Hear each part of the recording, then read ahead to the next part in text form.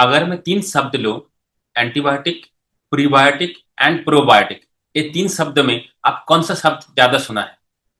ज्यादा लोगों का आंसर होता है एंटीबायोटिक। शायद आपका आंसर भी एंटीबायोटिक ही होंगे। लेकिन ये प्रीबायोटिक और प्रोबायोटिक होता क्या है?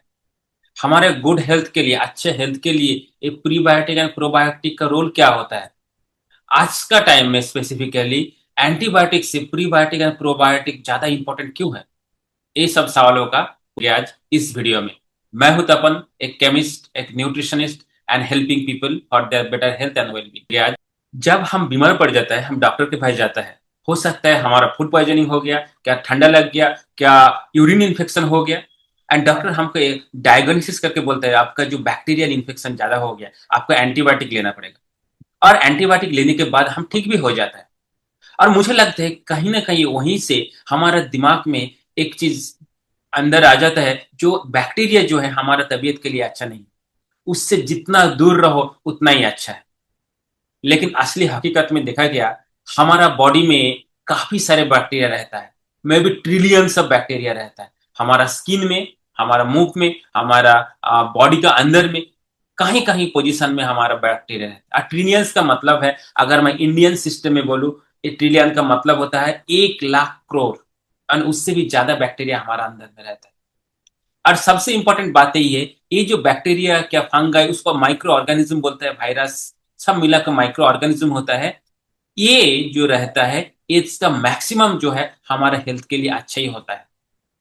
एंड स्पेसिफिकली अगर हम बात करें हमारा गट सिस्टम का, हमारा डाइजेशन सिस्टम का, हमारा गट जो है, जो स्पेसिफिकली अगर गट में बोलो, अगर मेनली जो large interest small intestine and large intestine होता है, उसमें जो बैक्टीरिया रहता है वो हमारे तबीयत के लिए बहुत ही इंपॉर्टेंट होता है।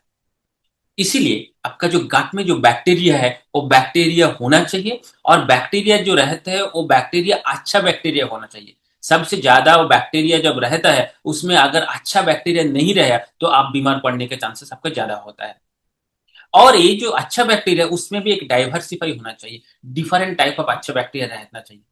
जैसे हम एक एग्जांपल मैं बोलता हूँ, आपका जो गाट है वो गाट जैसे आपका गार्डन जैसा है। गार्डन में जैसे डिफरेंट टाइप ऑफ फ्लावर रहता है, जैसे फूल रहता है, प्लांट रहता है, उसके साथ साथ क्या रहते हैं, खरपतवार भी रहता है। जब आपका गार्डन में ज्यादा फ्लावर, ज्यादा अच्छा प्लांट रहता है, वो आपका गार्डन का ज्यादा शोभा देता है। लेकिन जब खरपतवार ज्यादा हो जाता है, वो क्या होता है, आपका गार्डन को ज्यादा शोभा नहीं था, आपका गार्डन का उतना ब्यूटीफुल नहीं होता है। ऐसे ही हमारे जो गाट है, वो गाट में जब खराब बैक्टीरिया जब ज्यादा हो जाता है, तब हमारा तबीयत के लिए अच्छा नहीं होता है।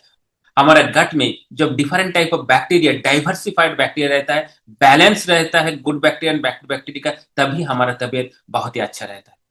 लेकिन अगर ये बैलेंस और ये डाइवर्सिफिकेशन बिगड़ गया, तब क्या होता है, हमारा बहुत सारा प्रॉब्लम होता है। जैसे हमारा ब्लोटिंग होता है, हमारा इंडाइजेशन होता है, हमारा जो इम्यूनिटी है वो इम्यूनिटी कम हो जाता है। हमारा बॉडी में जो न्यूट्रिएंट्स, हम जो खाना खाता है वो खाना में न्यूट्रिएंट्स रहता है, वो न्यूट्रिएंट्स का एब्जॉर्प्शन होता है हमारा गट में, वो गट में वो एब्जॉर्प्शन प्रॉपर नहीं होता है। एंड ओवरऑल हमारा जो ब्रेन हेल्थ एंड ओवरऑल जो हेल्थ है वो भी खराब होता है, क्योंकि हमारा गट के साथ हमारा ब्रेन का एक कनेक्शन है जिसको कहते हैं गट ब्रेन एक्सिस। और इसीलिए गट को और एक कहता है जो हमारा सेकंड ब्रेन है। गट में अगर आपका जो गुड बैक्टीरिया नहीं है, वो प्रॉपर नहीं है, तो क्या होता है, आपका उससे जो प्रॉब्लम होता है वो आपका ब्रेन को भी अफेक्ट करता है। तो अभी क्वेश्चन होता है, एक जो हमारा जो गट जो है ये खराब क्यों होता है, ये डिस्टर्ब क्यों होता है, इसमें जो बैक्टीरिया रहता है, ये बैक्टीरिया का जो बैलेंस बिगड़ क्यों जाता है? इसका मेन रीजन है हमारा खाना, हमारा जो डाइट है और हमारा जो लाइफस्टाइल है, उसके वजह से बिगड़ जाता है। एंड इसी के ऊपर काफी सारे रिसर्च हो रहा है वर्ल्ड वाइड, पूरा दुनिया में काफी सारे इसका ऊपर रिसर्च हो रहा है। जो गट माइक्रो ऑर्गेनिज्म है, गट माइक्रोबायम है, गट माइक्रोबायोट है, उसका ऊपर और बहुत सारा रिसर्च हो रहा है। ये जो मैं टर्म बोल रहा है काफी साइंटिफिक टर्म है, इसमें घबराइए मत। क्योंकि आप सोच लीजिए ये आपका गट में जो बैक्टीरिया है इसका बारे में बात कर रहे हैं। क्योंकि कभी कभी क्या होता है, जो कुछ साइंटिफिक टर्म यूज होता है, फॉर एग्जाम्पल मैं अगर आपको बोलूं, आप एक ग्लास पानी ले लिया, उस पानी में थोड़ा सा नमक दे दिया और उसको मिक्स कर दिया, उसको आप क्या बोलेंगे? नमक वाला पानी, क्या नमक का पानी? लेकिन उसी को साइंटिफिक टर्म में बोलता है aqua solution of sodium chloride. लेकिन आप ये जो साइंटिफिक टर्म में घबराइए मत, जैसे जितना भी मैं बोलूं माइक्रोबायोटा क्या, माइक्रो ऑर्गेनिज्म क्या, गट बैक्टीरिया, इसका मतलब हम बात ही कर रहे हैं गट में हमारा जो बैक्टीरिया है, जो माइक्रो ऑर्गेनिज्म है, उसके बारे में बात कर रहे हैं। ये जो गट बैक्टीरिया है, ये गट माइक्रोबायम है क्या, गट माइक्रोबायोट है, इसके ऊपर काफी सारे रिसर्च हो रहा है। एंड सबसे जो रिसर्च हो रहा है, इसमें एक इंपॉर्टेंट रिसर्च है हो रहा है प्रोफेसर जस्टिन सोनेनबर्ग का, जो स्टैनफोर्ड यूनिवर्सिटी अमेरिका का है। उन्होंने एक एक्सपेरिमेंट में दिखाया, एक्चुअली उन्होंने दो ग्रुप ऑफ माइसेस लिया। मैं कहा जनरली जब कोई भी एक्सपेरिमेंट पहले करता है वो जनरली माइस के ऊपर क्या रैट के ऊपर करता है। तो उन्होंने ये जो दो ग्रुप ऑफ माइसेस लिया, एक ग्रुप ऑफ माइसेस को बैलेंस डाइट दिया और दूसरा ग्रुप ऑफ माइसेस को लो फाइबर और हाई फैट डाइट दिया है। एंड उनका जो एक्सपेरिमेंट में देखा गया, जिस ग्रुप को low fibre and high high fat diet दिया है, उसका जो गट में जो माइक्रोबायम जो था, जो बैक्टीरिया था, उसका जो डाइवर्सिफिकेशन था, वो धीरे धीरे धीरे धीरे कम होते गए। उसका गट में जो माइक्रोबायम था उसका चेंजेस आ गया। एंड 2 से 3 जनरेशन के बाद उसमें गट में जो वेराइटीज ऑफ माइक्रोबायम था, जो गट बैक्टीरिया था, वो कंप्लीटली चेंज होके नया टाइप का बैक्टीरिया आ गया। ऐसे ही हमारा ह्यूमन में भी अगर हमारा जो खाना का जो हैबिट है वो अगर ऐसे ही अगर लो फाइबर और हाई फैट डाइट होते रहेगा, तो 2-3 जनरेशन के बाद हमारा गट में जो माइक्रोबायोटा जो है, बैक्टीरिया का जो वेराइटीज है, वो डिस्ट्रॉय होकर दूसरा टाइप ऑफ बैक्टीरिया आ जाएगा। लेकिन इससे भी इंपॉर्टेंट कंक्लूजन था उस एक्सपेरिमेंट में, जब उस ग्रुप को, जब अच्छा 2-3 जनरेशन के बाद जब हाई फाइबर वाला फूड दिया, अच्छा खाना दिया, low fat and high carbohydrate, high fibre खाना दिया, लेकिन सरप्राइजिंगली जो डाइवर्सिफिकेशन पहले था उनका गट बैक्टीरिया का, वो वापस नहीं आया। तो ये हमारे लिए भी बहुत सोचने का बात है। अगर हम हमारा गट बैक्टीरिया को प्रॉपरली ऐसे फीडिंग नहीं करेंगे, उसको प्रॉपर नहीं रखेंगे, अगर वो गट बैक्टीरिया का चेंज हो जाएगा तो वो डाइवर्सिफिकेशन जो है वो नहीं आएगा। ऐसे उन्होंने और भी देखा, जो दुनिया का जो डिफरेंट कोने कोने से लोग जो होता है, जो जियोग्राफिकल रीजन होता है, वहां पे लोगों का जो गट में जो बैक्टीरिया रहता है वो डिफरेंट टाइप का रहता है, डिफरेंट उसमें वेराइटीज रहता है। और इसके वजह से क्या है, हमारा जो जीन जो एक्सप्रेशन होता है वो डिफरेंट होता है। लेकिन यूनिवर्सिटी ऑफ मिनेसोटा का और एक रिसर्च में देखा गया, जब डिफरेंट रीजन का लोग जब यूएस जाते हैं, अमेरिका जाते हैं, विद इन 9 मंथ्स के बाद वो लोग का जो गट में जो डिफरेंट वेराइटीज ऑफ बैक्टीरिया था, वो बैक्टीरिया का चेंज होके डिफरेंट बैक्टीरिया आ जाता है। इसका मतलब वही होता है, जो वेस्टर्न कंट्रीज में जो खाने का जो हैबिट है, उस खाने हैबिट में डिफरेंट वेराइटीज ऑफ बैक्टीरिया था वो चेंज हो गया है। आप सोच रहे हैं मैं तो अमेरिका नहीं जा रहा हूं, तो हमारे लिए ये क्या बात है। लेकिन ये चिंता का बात यही है, क्योंकि अभी इंडिया में भी हम लोग जनरली वेस्टर्नाइज खाना को ज्यादा पसंद कर रहे हैं। इवन गांव गांव भी आजकल पिज्जा बर्गर का चल हो गए। और इसके वजह से हमारा जो ओरिजिनल जो गट बैक्टीरिया था वो चेंज होके होके दूसरा गट बैक्टीरिया आ रहा है, जो हमारे तबीयत के लिए शायद अच्छा नहीं है। इवन ऐसे भी रिसर्च में देखा गया, जो लोग जो हिमालयन जो रीजन है, उस रीजन में जो लोग रहता है, वो लोगों का गट में जनरली जो बैक्टीरिया रहता है वो डिफरेंट डाइवर्सिफाइड बैक्टीरिया रहता है, क्योंकि वो लोगों का जो खाना का जो हैबिट है जनरली मोस्टली प्लांट बेस्ड खाना रहता है, और वो डिफरेंट खाना जो खाता है उस एरिया का, उसमें डिफरेंट वेराइटीज ऑफ बैक्टीरिया रहता है। लेकिन यही लोग जब दूसरा रीजन जाता है, जो सिटी में जाता है, वो लोगों का गट बैक्टीरिया में ये चेंजेस हो जाता है। तो इसीलिए अगर हमारा जो गट बैक्टीरिया को सेव करना है, उसको प्रॉपर रखना है, तो हमको हमारा जो डाइट है उसका ऊपर ध्यान देना पड़ेगा। कभी कभी लोग सोचता है कि उनका फ्यूचर जनरेशन के लिए कुछ पैसा क्या, उसका कुछ वेल्थ रख के जाएंगे, वो तो चाहिए, लेकिन अगर आप आपका बॉडी का, आपका गट बैक्टीरिया का प्रॉपर ध्यान नहीं लेंगे, तो आप आपका फ्यूचर जनरेशन के लिए अच्छा गट बैक्टीरिया रख के नहीं जा पाएंगे।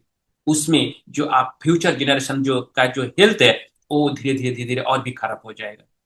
इसीलिए कहते हैं अभी का टाइम में जैसे हम लोग इन्वायरमेंट का सेव करने के लिए, उसको प्रोटेक्ट करने के लिए सोच रहे हैं, सिमिलर वे हमारा जो गट में जो बैक्टीरिया है उसी को भी सेव करना चाहिए। अदरवाइज एक दिन ऐसे आएगा जब हमारा जो अच्छा बैक्टीरिया था वो धीरे धीरे धीरे धीरे चला जाए।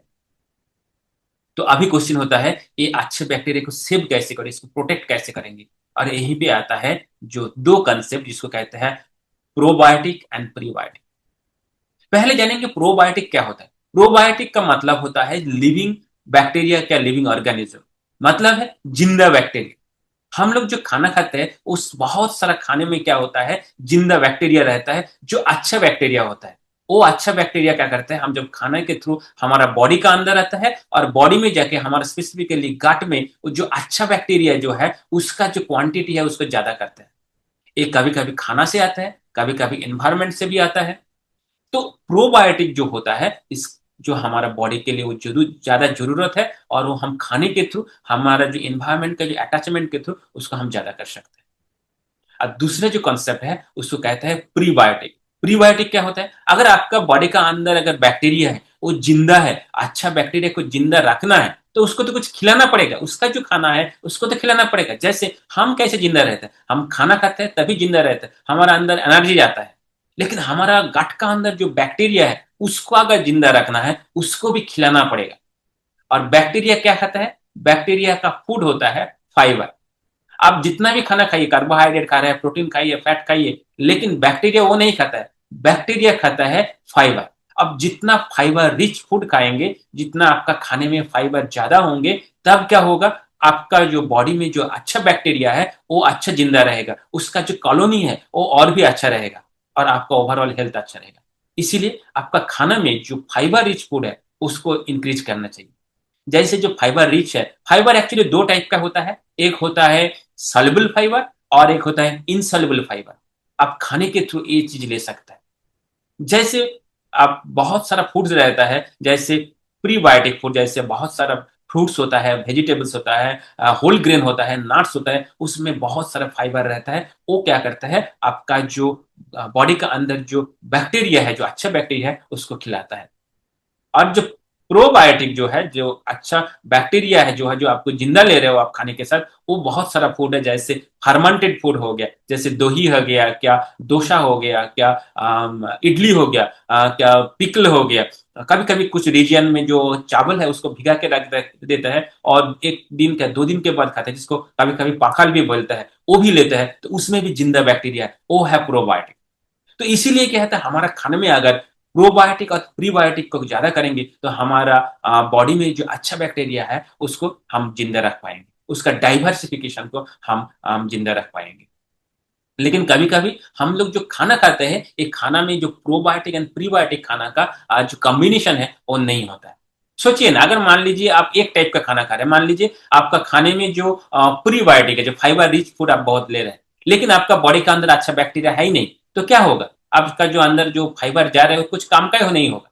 तो इसीलिए क्या होगा, आपका बॉडी का अंदर बैक्टीरिया, अच्छा बैक्टीरिया, दैट मीन्स प्रोबायोटिक होना चाहिए। और दूसरा है, अगर आप प्रोबायोटिक ले रहे हैं, मतलब अच्छा फर्मेंटेड फूड ले रहे हैं, लेकिन आप उसको खिला नहीं रहे, आपको फाइबर रिच फूड दे ही नहीं रहे, तो वो जिंदा कैसे रहेगा। तो इसीलिए क्या है, ये दोनों का काम, प्रीबायोटिक एंड प्रोबायोटिक खाना का अगर कॉम्बिनेशन रहेगा, वो क्या करेगा, हमारा जो गट है उसको, गट को हेल्थ को अच्छा रहेगा। तो इसीलिए क्या करना है, हमारा खाने में एक प्रीबायोटिक एंड प्रोबायोटिक खाना का जितना हम ज्यादा कर पाएंगे, उतना ही क्या होगा, हमारा गट बैक्टीरिया अच्छा रहेगा, हमारा जो ओवरऑल हेल्थ अच्छा रहेगा, और वही हेल्थ को हम नेक्स्ट जनरेशन के लिए हम ट्रांसफर कर सकते हैं। अभी आपका एक्शन पॉइंट है, आप क्या क्या कर सकते हैं जिसकी वजह से आपका एक गट बैक्टीरिया जो है अच्छा रहेगा। फर्स्ट है, आपका जो डाइट है, आपका जो खाना है उसमें थोड़ा सा चेंजेस लेके आना है। आपका खाने में प्रोबायोटिक एंड प्रीबायोटिक का कॉम्बिनेशन रखना है। मतलब आपका खाने में जो फर्मेंटेड फूड जो है उसको भी जैसे रखना है, और जो फाइबर रिच जो फूड है उसको भी रखना है। और दोनों का जब कॉम्बिनेशन हो जाता है तब क्या होता है, आपका बॉडी अच्छा रहेगा।